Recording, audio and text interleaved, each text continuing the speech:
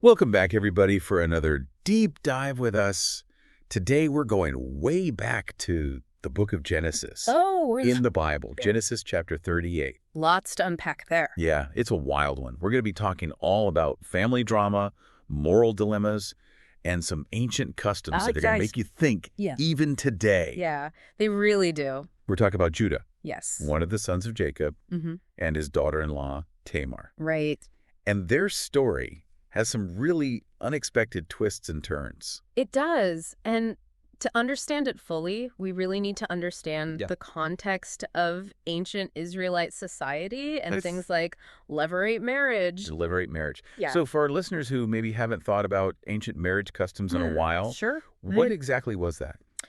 Well, in those times, continuing a family line was essential, especially for men. So if a man died without an heir, his brother was obligated to marry the widow and have children with her to make sure that his name lived on and that the widow was provided for. Like a social safety net. Yeah, you could think of it that way. With high stakes. Definitely high stakes. Wow. So in this story, Judah's first son, marries Tamar, but dies without having children. That's right. So Judah tells his second son, Onan, to do his duty and step up to fulfill the levirate marriage custom.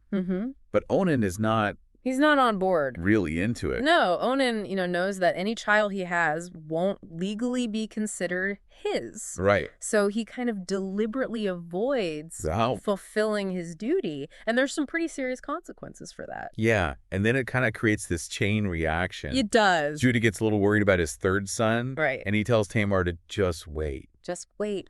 But as time passes, Tamar realizes that she's really in a vulnerable position. Very vulnerable. Yeah. No husband, no children, and an uncertain future. It's not looking good. It's like she's been kind of pushed aside and forgotten. Absolutely. And so this is where Tamar decides to take control. She takes charge. She hatches this plan, disguises herself, and orchestrates this encounter. A very surprising encounter. With Judah. With Judah himself. Oh, wow. Talk about a way to get someone's attention. Definitely. So Tamar becomes pregnant. Right. And when Judah finds out, yes, he's ready to condemn her. Yeah, he's outraged. The irony is amazing. Yeah. Judah's so quick to judge Tamar. Totally. But he's completely missing he's totally blind. His own role in this situation. His own role, exactly. It makes you wonder how often we do that, judge other people when we're doing the same things ourselves. It's a classic case. Classic case. Of hypocrisy. Hypocrisy, exactly. Yeah, it's a really powerful illustration of that. So how does she let Judah know what's really going on? Well, you got a picture, Judah's ready to punish Tamar. And she's like, wait a minute, and reveals these pledges that he had given her, his signet, his bracelets, and his staff. And he's like, oh, wow. Oh. You can just feel that tension. The air goes out of the room. It's like that moment in the movie where everything stops. It's a pivotal moment. And he realizes. And Judah is totally confronted with his actions, with his hypocrisy. And he even admits. What does he say? He says, she have been more righteous than I.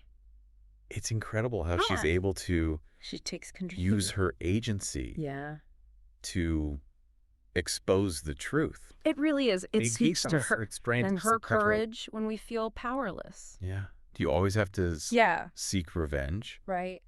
Or can you find justice? Yeah. Can there be another way? And reconciliation. Yeah. It seems like Judah... Well, he's remorseful. Changes in that moment. He really does. He doesn't punish her. No. He accepts responsibility. Which is huge. Yeah. So often in these stories we see, punishment and retribution. Right. But here we see a different path. Kind of resolution. Yeah. It's a good reminder that acknowledging our wrongs can really lead to growth and healing. And ultimately, Tamar gives birth to twins. She does. Perez and Zerah, Zerah, who become part of the lineage of Israel. Yeah, and it's amazing how this story, it really is, with such a tangled and complex beginning, has this positive outcome. It does. It's a powerful message of hope and resilience. So what do you think listeners can take away? That's a good question. From this story? I think a good way to think about it is like commitment. you know? Right. How we honor the commitments that we make in our lives, whether it's to our families, our friends, our work. Right. It really says a lot about us. Absolutely. And then there's this issue of hypocrisy. Right. I mean, we all have biases, blind spots. It's easy to judge. It's so easy. Without really thinking about it. Yeah. It's easier to look outward than inward.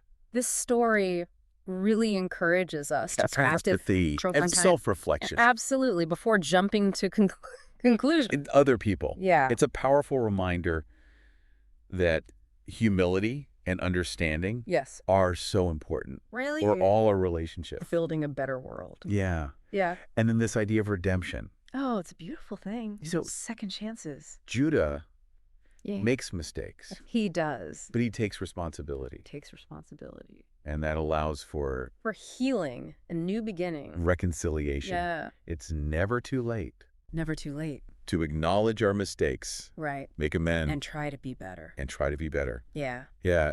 It really is amazing how these ancient stories they really are can still feel so relevant today.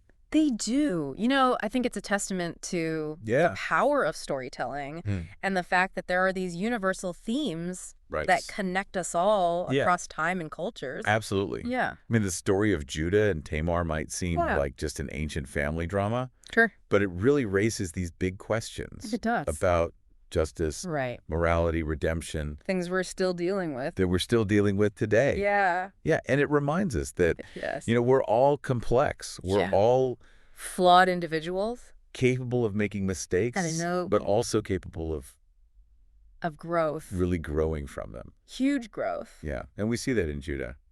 We do. He makes some questionable choices. Not so great choices.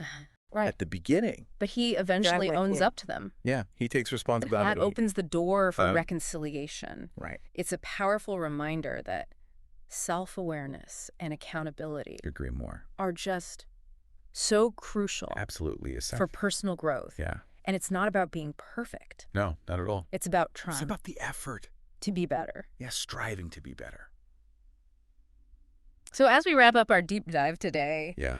What do you think is the most important takeaway? I think the biggest thing is that, you know, like Judah's story was full of twists and turns. Our lives are too. Yeah. And we're going to make mistakes. Right. Face moral dilemmas. It's all part of things that challenge our values. It's being human. But the way we respond to those challenges really defines us. You know, seeking redemption.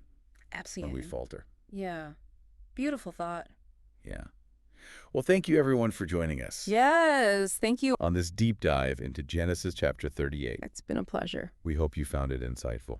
I hope so. And remember, you're not alone on this journey. That's right. And maybe there are other ancient stories out there. Oh, I'm sure of it. Just waiting to be rediscovered. Absolutely. Tons of wisdom. With wisdom and insights that can guide us even today. For sure. Thanks again for listening. It's been great.